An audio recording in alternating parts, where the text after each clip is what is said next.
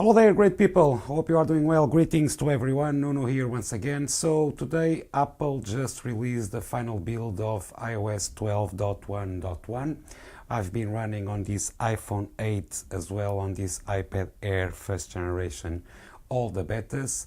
And today I just installed, the final build in order to give you some feedback. Now, let me go first on all the things that are, being fixed and all the new things that are present on this new release. So the first one is the notification preview using haptic touch on the iPhone XR. As you know, the iPhone XR doesn't have the 3D touch, and they implemented, the haptic touch for the iPhone XR. You have also available the dual SIM and with eSIM support with additional carriers. This is for the US only, I believe, and it is for the iPhone XR, iPhone XS and iPhone XS Max. Also, you have, I've been showing you on my previous videos, and I'll show you today, the FaceTime, redesign, the live photo capture between, when you are making a FaceTime call. And if you have news, and if you are on landscape, you are able to, hide the sidebar on the news. So this, and of course some stability improvements. Now the bugs that are included on this build, and I'll go through the performance on this device and also on that iPad. The bug fixes are the FaceTime may sometimes be unresponsive, so that's they told us that that's fixed. It addresses an issue that prevented visual voicemail from downloading from some customers, fixes an issue in message that could prevent predictive text suggestions when typing on Chinese or Japanese keyboards, and addresses an issue that could prevent voice memos recording from uploading to iCloud. Okay, guys? Now, without all of this out of the way, let's go ahead and see how much it took to download to this device. I had to erase my developer profile in order to download the final build. It is about 2.5 gigabytes on this iPhone 8. I hope it is in frame and on focus. And the build number for this release, it is the 16C50. Okay, guys, this is the build number on this iPhone 8. I'm recording at 60 frames per second in order for you to see. And my initial impressions, of course, I will do a follow-up video on this.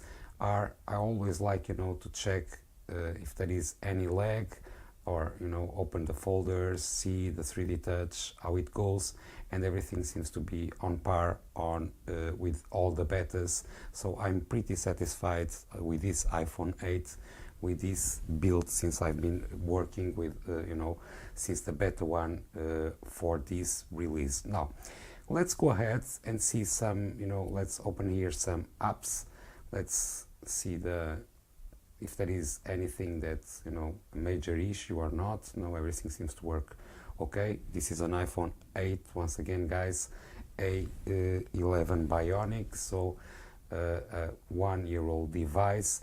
Let's go ahead, let's see the battery of this device. I'll go of course and show you some apps, but the battery health on this device is, after 1 year, 95%. Okay, so still very, very nice.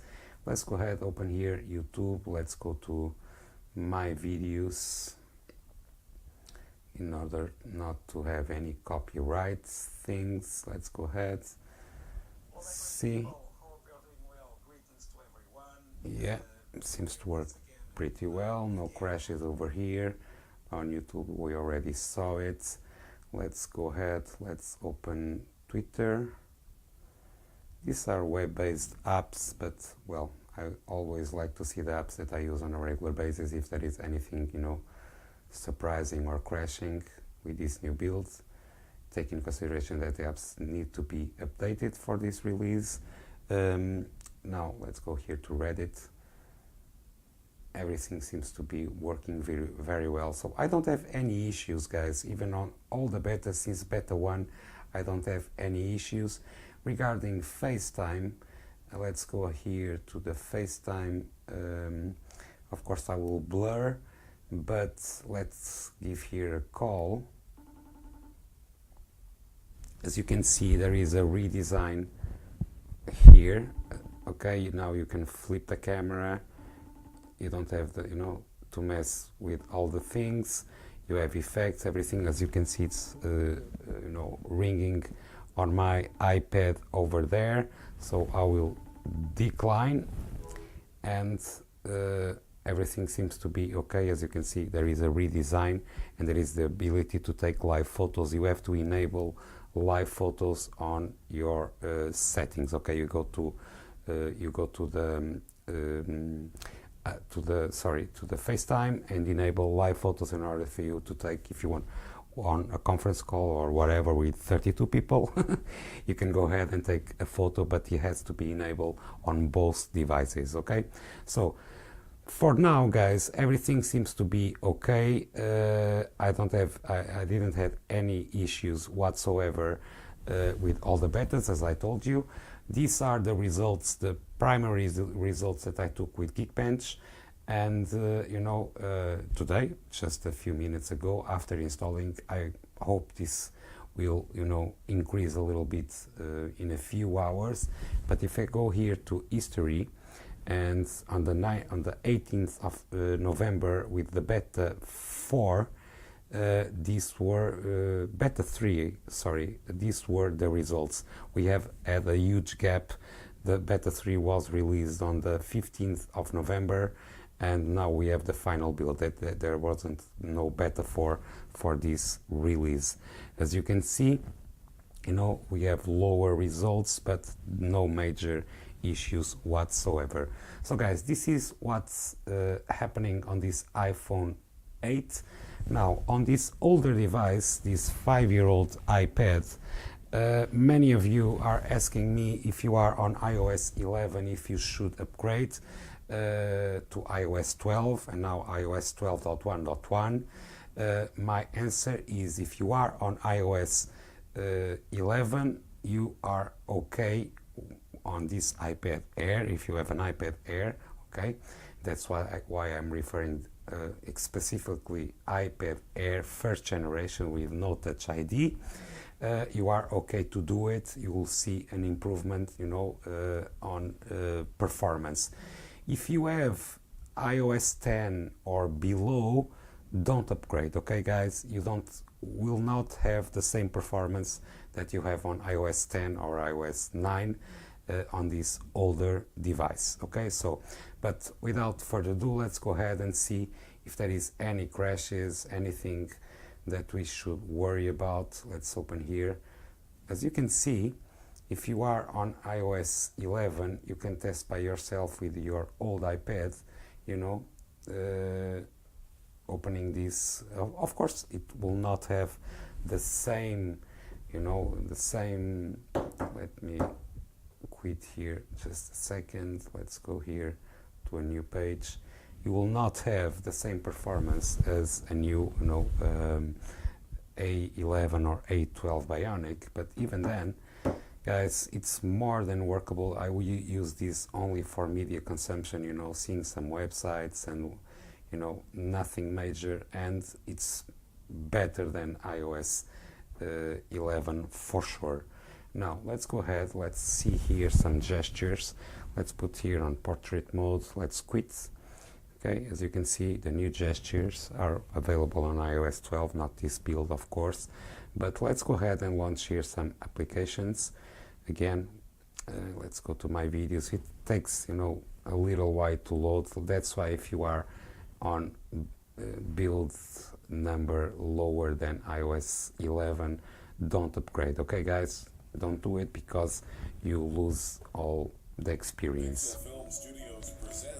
So, pretty good. No issues here. Let's quit.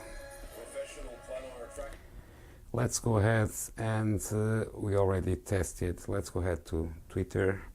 Let's launch here some apps. I hope it is in frame, guys.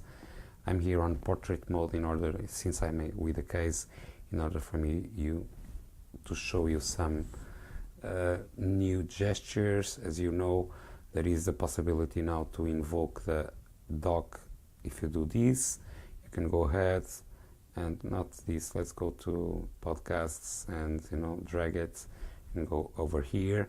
This is not true multitasking, okay? On this iPad Air device from 2013, you cannot multitask, okay? You can see this and then hide it. And let's go ahead to the notifications. Okay, very well. Something started to play. Let's stop. There is some bug here, yeah, a little bit of a bug over there. Now let's go to the portrait once again. Let's quit this.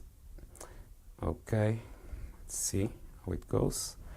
So guys, it seems pretty fluid. You have the same capabilities on the FaceTime, okay, over here, with no issues whatsoever. Once again, I will blur, but you have the same capability. If I go and call myself once again, it will ring on my phone, okay, very well. And you have this layout over here, as you can see. Let's decline, and this is it. Now guys, for now this is all. I already told you what are the new features, the bug that were fixed, and I will do a follow-up on this iPad as well on this iPhone 8. For now, this is all. My next video will be on macOS Mojave. If you are running Mac also, today Apple released the final build of 10.14.2 of macOS Mojave that you can see on my LED cinema display on the background. So, stay safe, and I hope to see you pretty soon. Bye-bye.